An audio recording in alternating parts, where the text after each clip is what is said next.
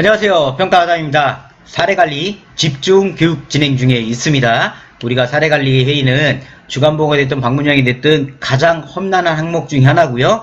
준비하시는 우리 복지사님이나 센터님들이 가장 어려워하는 항목이라고 봐도 무방합니다. 가장 많은 질문이 올라오고 가장 어려움이 있다 보니까 이번 기회에 제가 기본편, 응용편 올린 부분에서 우리가 매뉴얼 설명을 드리고 작성하는 법을 말씀을 드렸다면 이번 실전편 시간에서는 많은 분들이 궁금해하는 부분에 대해서 모아가지고 우리가 다 함께 이런 부분을 이렇게 해결하면 되겠구나 하는 부분을 안내해드리고 있습니다. 자, 그러면 오늘 같은 경우는 일단은 우리가 사례관리에 있어서 공단에서 왜 코로나 적용, 한시적 정의침 방법이 올렸었습니다. 그런 내용을 잠깐 좀 보고 넘어가도록 할게요. 자, 회의 결과를 한 달 내 급여계획에 지금 30일 내에 급여 반영할 경우 꼭 급여지급계획서를 변경해야 제공해야 되나요? 그죠? 자, 답변은 뭐라고 나왔냐면 사례관리회의 기준의 급여 반영 여부 및 급여지급계획서 변경의 급여 제공 내용으로도 확인하며 장기간 급여 기록 진행의 내용을 남기면 인정합니다. 이게 무슨 말이냐면 우리가 사례관리회의를 진행을 했어요. 그러면 이거를 30일 이내에 반영하는 방법에는 급여계획에 하는 게 있고요. 두 번째는 상태변화 기록지나 급여지급 기록지에 그 내용을 적는 것도 인정을 한다는 겁니다. 예를 들어 급여지급 기록지에 적을 때 예를 들면 5월 10일 날 사례관리 진행한 결과 해당 어르신은 어깨 통증으로 인해 가지고 통증에 대한 관리가 필요한 상황입니다. 따라서 보호자한테 얘기해 가지고 파스를 갖다 놓고 아픈 부분에 대해서는 요양보호사님께 약간 주물러 드리라고 말씀을 드렸습니다. 해당 내용은 금일부터 별도 얘기가 있을 때까지 지속적으로 어르신에게 서비스에 추가돼서 재내공하려고 합니다. 이렇게 내용을 넣어 놓으시면 돼요. 이런 내용을 급여지급 기록지나 또는 주간상태 기록지에 넣으면 인정한다는 얘기인 겁니다. 꼭 사례관리하고 나서 30일 이내에 반영한다는 부분이 계획서만이 아니라 이런 부분도 인정된다라는 겁니다. 이해되셨나요? 자, 그럼 다음 우리 코로나 정의침의 질문 내용도 좀 보겠습니다. 사례관리 실시할 때 전 수급자를 대야 되나요? 저번 시간에 제가 누누이 말씀드렸습니다. 기간 기준이에요. 어르신 기준이 아닙니다. 기간에서 1년에 2번, 방문요양은 주간보호는 4번 하시면 된다라는 겁니다. 자, 사례관리에 직원들은 직종별 한 명 이상 참석해야 되는 저번 시간에 말씀을 드렸습니다. 제가 기간은 뭐라고요? 직책별이 아니라 급여를 받는 직원 2명 이상만 들어오면 된다라는 그 부분만 알고 계시면 되세요. 자, 코로나19로 인해 다수가 모이는 자리는 되도록 만들지 않았으면 한다는 의견이 많아 사례관리 미루고자 하는데 평가에서 인정이 안 돼요. 진행해야 됩니다. 무조건. 그래서 지금 평가에서도 직책별이 아닌 급여를 받는 직원 2명 이상 참가하라는 겁니다. 아셨죠? 그렇기 때문에 사례관리는 무조건 해야 된다. 우리가 코로나 한식 적용침이 그렇다 보니까 여기 보이신 것처럼 2인 이상 참여 시 인정함으로 사례관리를 밀시행을 불안정한다라는 겁니다. 직원들 2명 이상만 참여시키면 되기 때문에 완화시켜 준 겁니다. 따라서 이런 부분이 있기 때문에 사례관리는 반드시 진행하셔야 된다라는 겁니다. 아셨죠? 자, 그러면 오늘 그러면 또 우리 일반적인 우리 다른 준비한 분들이 또 어떤 질문이 있었나 좀 보겠습니다. 자, 보면 첫 번째 보면 진카페님이 이제 카페에 질문을 하신 건데 보면 뭐냐면 사례관리 자료 준비 시에 첫 번째 급여지급계획서 변경하려면 욕구, 낙상, 인지, 욕창 등 다시 첨부해야 되나요? 두 번째 질문은 어르신 복지연구 구입한 내용으로는 사례의 자료가 되는지요? 되면 이 부분도 욕구 등등 급여계획서 변경해야 하나요? 자, 그럼 하나씩 우리 시청하신 분들은 어떠세요? 대답이 좀 나오셨나요? 자, 첫 번째 사례관리하거나 급여계획에 반영할 때 저걸 다시 첨부 안 해도 되죠. 왜냐면 우리가 급여계획을 구성할 때는 이 급여계획을 다시 만든 사유가 있잖아요. 이 계획을 다시 만든 사유가 우리가 보통 욕구 낙상 용차 이제 사정을 진행해서 급여계획을 만들거나 또는 지금처럼 사례관리를 하고 나서 사례관리에 의해 가지고 계획을 변경하나 이겁니다. 즉 사례관리와 낙상 욕창 인지 욕구는 같은 거라 이게 다른 하나 동일한 잣대라고 봐주시면 되세요. 사례관리를 했거나 낙상 욕창 인지 요구를 했거나 해요. 따라서 사례관리하고 나서 급여계획 반영할 때는 낙상 욕창 인지를 하실 필요가 없다라는 겁니다. 이해되셨죠? 자, 두 번째 질문을 보면 복지연구 구입 내용도 사례관리 자료가 급여계획의 30일에 반영이 되냐 이건데 이건 조금 저는 좀 안 하시는 게 맞다라고 봐요. 왜냐면 예를 들어 사례관리 진행했습니다. 어르신 혼자 이동하기 힘들고 낙상률이 크므로 어르신에게 복지연구의 워커라든가 이동 도움이 되는 용품을 좀 제공 필요한 것 같습니다 했어요. 그러면 우리가 사줄 수는 없잖아요. 그죠? 우리가 사줄 수는 없어요. 결국 보호자한테 얘기해야 됩니다. 보호자한테 얘기해가지고 보호자님 어르신 이동할 때 위험부담 있게 되는 워커를 사시거나 아니면 화장실 내에 세면대나 이런 안전손잡이를 해서 어르신이 혼자 생활할 때 어려움 없게끔 진행하셔야 될 것 같습니다. 결국은 계획 반영이거나 상태변화 기록지나 상담일지로 가야 돼요. 거기에 그 내용을 적어야 된다는 겁니다. 단순하게 복지용구를 사서 이걸로 한다? 이거는 좀 안 된다고 봐주시면 되세요. 아셨죠? 제 기준이에요. 제 기준. 저는 절대 평가관과 이렇게 신랑이 하는 걸로는 진행 안 합니다. 평가관이 말아봤을 때 인정 이거지. 평가관이 말했을 때 이걸 좀 고민하게 만드는 내용이다. 그럼 저는 그건 아예 안 해요. 그러면 그거는 평가관 성향에 따라서 되게 평가 때 결과가 다양하게 나옵니다. 인정된다? 안 된다. 막 이게. 따라서 되도록이면 좀 저는 안 하시는 게 맞다. 2번 질문을 답변을 드렸습니다. 자, 그럼 또 두 번째 질문, 까실한 봉자님이 질문하신 건데, 이것도 질문이 좀 엉뚱한 질문이에요.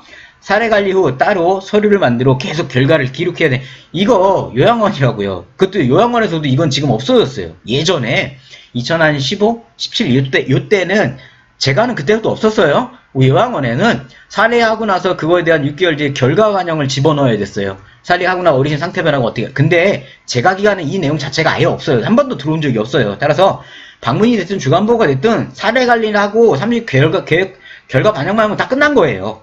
그 뒤에 이분이 한 달 뒤의 상태, 2달 뒤의 상태, 5개월 뒤의 상태 이런 거는 주간보고나 방문요양 제가 기간은 없다라는 겁니다. 아셨죠? 혹시 요양원도 같이 운영하시나요? 그것도 예전부터. 그게 아니면 이 내용 잘 몰라요. 잊으세요. 제가 기관에서는 이 내용 절대 아닌 겁니다. 쓸데없는 거 하지 마시라는 거예요. 같은 일 할 것도 많아 죽겠는데. 아셨죠? 자, 질문에 답을 드렸습니다. 제가 이렇게 질문을 보여드리면 우리 시청하신 분도 한번 같이 생각을 해보세요. 이게 맞나 틀리나. 어떤 내가 시험 본다고 생각을 해보세요. 아셨죠? 자, 우리 S에 대한 님이 질문을 하신 건데, 자, 평가 관련 사례 관리하고 급여 반영을 급여증 기록지에 기록하는 수로 끝내도 되는지, 아니면 계획서를 작성해서 첨부해서 보관해 주는 어떠세요? 어떠세요? 이게 대답을 빨리 먼저 하려다 말이 꼬였는데, 둘 다 인정되죠? 둘 다 인정이 됩니다. 급여 계획을 해서 반영해도 되시고, 급여증지를 해도 됩니다. 단, 급여증기에 기록하실 땐 반드시 거기다가, 본 어르신은, 아까 말씀드린 사례 관리를 몇 월 며칠 날 진행한 결과, 본 어르신에게 어깨 통증이 심하므로 사유도 적고, 따라서 본 어르신에게는 금일부터 언제까지라는 기간도 정해주신 게, 근데 언제라는 거는 그냥 별도 지정일까지 가로 열고 지속 재고 어르신에게 어깨가 주물러드리면 어깨를 주물러드린다. 또는 보호자가 제공한 파스를 붙여드린다. 이런 서비스 내용을 적어 놓으시라는 거예요. 단순하게 그냥 급여증 기록지에 사례관리 진행한 이런 말도 없이 그냥 거기다가 파스 붙여드려요. 그럼 그게 왜 붙인지를 몰라요. 사유가 안 적혀 있으니까. 따라서 반드시 사유를 급여증 기록이나 상태변화 억지로 하실 때는 이렇게 진행하셔야 된다고 말씀을 드려요. 아셨죠? 경험으로 말씀드린 거예요. 경험으로. 네, 이게 확실히 제가 이제 상반기 저희 거래처 끝났고 하반기도 지금 꽤 많이 한 20개 넘게 지금 하반기가 끝났어요. 한 달 반 만에 20개가 넘게 끝났네요. 근데 뭐 결과 다 잘 나오고 하니까 지금 마음 편하게 영상에서 말씀드리고 있는 겁니다. 아셨죠? 저는 그냥 책상 위에 앉아서 이렇게 말씀드리는 사람이 아니에요. 실제 기관에 나가서 현장 실무를 같이 진행하고 있기 때문에 조금 더 현장에 있을 만한 법을 말씀드리도록 하겠습니다.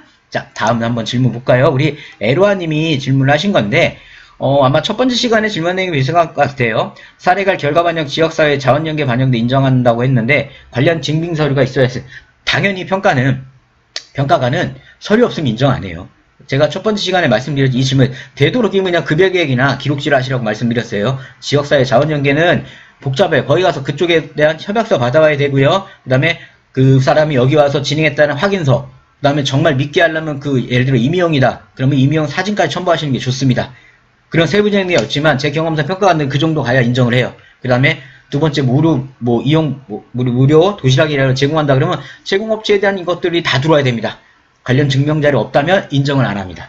따라서 그 부분은 자료를 꼭 준비하셔야 되세요. 자, 우리 옹양님이 질문하신 부분을 좀 볼게요. 사례관리 하다 보니 반기별로 한 번씩 하는데 혹시 여러 명을 해야 되나요? 힘들어요. 한 명만 하세요. 저는 왜 욕구사정도 그런 거 있잖아요. 욕구사정이나 낙상유차인지도 연 1회 이상 하면 평가에서 인정을 합니다. 연 한 번 하든 두 번 하든 연 1회 이상이라는 건 한 번만 해도 인정한다는 거잖아요. 그럼 한 번만 해야죠. 힘들게 왜? 그죠? 평가에서도 마찬가지죠. 사례관리도. 사례관리 분명히 방문요양은 6개월에 한 번, 분기별은, 그러니까 주간보고는 분기 한 번 하라고 했잖아요. 그럼 그것만 하면 되잖아요. 또 사례관리는 분명히 한 명 선정하게 돼 있어요. 사례관리할 때 여러 명 선정하시면 안 돼요. 그게 오히려 평가 기준이 어긋납니다. 한 명을 선정해서 그분에 대한 집중적인 회의를 진행하라는 거라고 보시면 되세요. 그래서 한 명만, 6개월에 한 번 있는 한 명만 하시는 겁니다. 뭐 저희는 상반기 한 분, 하반기 한 분 하는데 정답이 이게 잘하신 거예요.